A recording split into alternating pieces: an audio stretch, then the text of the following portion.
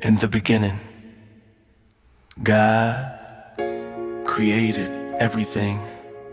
He made the sky, the land, the seas, the stars, the animals, and finally the first man and woman, Adam and Eve.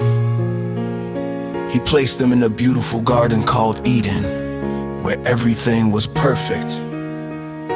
God told them they could eat from any tree except one, but a serpent tricked them and they disobeyed God. Because of this, sin and sadness entered the world, and they had to leave the garden. Adam and Eve had children, including Cain and Abel. Cain became jealous of Abel and killed him, bringing more sin into the world over time. People became very wicked, and the world grew violent and corrupt.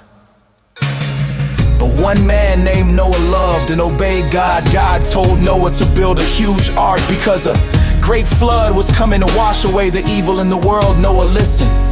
And when the flood came, only Noah, his family, and the animals in the ark survived after the waters went down.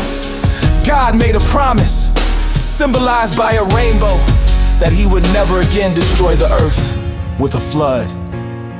As years passed, people began to multiply again.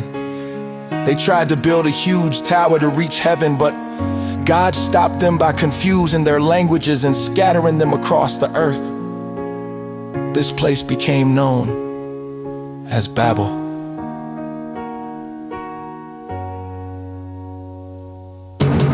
Then the story shifts to one man named Abraham, whom God chose for a special purpose. God told Abraham to leave his home and promised to make him the father of a great nation. Even though Abraham and his wife Sarah were very old, God gave him a son named Isaac. Through Isaac, God's promise would continue. Isaac grew up and had twin sons, Esau and Jacob. Jacob, though younger, became the one through whom God's promise would pass. Jacob eventually had 12 sons.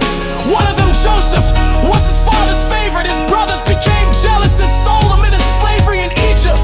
But God was with Joseph, and Joseph rose from being a slave to becoming a powerful ruler in Egypt. Meanwhile, a terrible famine spread across the land.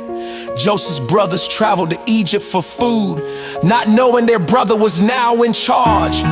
Joseph recognized them, forgave them, and invited the whole family to live in Egypt, where they could survive the famine. Genesis ends with Joseph and his family settled in Egypt, safe and together. The story closes with hope, preparing the way for what will happen next in the book of Exodus.